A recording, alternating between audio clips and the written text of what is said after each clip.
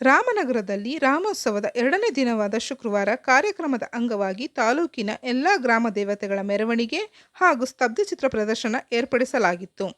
ಸ್ತಬ್ಧಚಿತ್ರ ಪ್ರದರ್ಶನದ ವೇಳೆ ಅಗ್ನಿ ಅವಘಡ ಸಂಭವಿಸಿದೆ. ಶಾರ್ಟ್ ಸರ್ಕ್ಯೂಟ್ನಿಂದಾಗಿ ಹೊತ್ತಿಯುರಿಯುತ್ತಿರುವ ಟ್ಯಾಬ್ಲೋ. ರಾಮನಗರದ ಎಸ್ಪಿ ಕಚೇರಿ ವೃತ್ತದಲ್ಲಿ ಈ ಘಟನೆ ನಡೆದಿದೆ.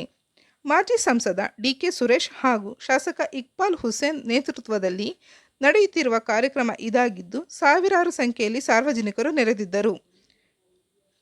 ದಿಢೀರನೆ ಟ್ಯಾಬ್ಲೋದಲ್ಲಿ ಬೆಂಕಿ ಕಾಣಿಸಿಕೊಂಡ ಪರಿಣಾಮ ಕೆಲ ಕಾಲ ಆತಂಕದ ವಾತಾವರಣ ಮೂಡಿತ್ತು. ಅದೃಷ್ಟವಶಾತ್ ಯಾವುದೇ ಪ್ರಾಣಾಪಾಯ ಸಂಭವಿಸಿಲ್ಲ.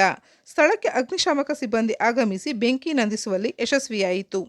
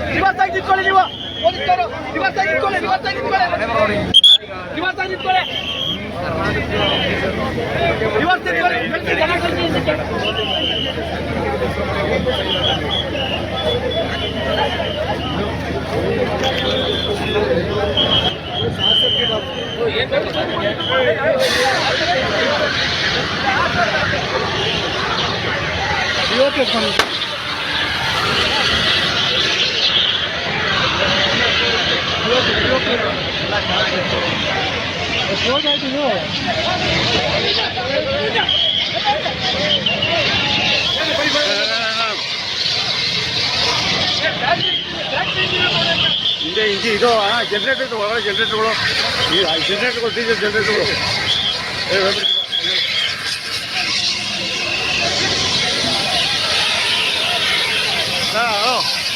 ಹಲೋ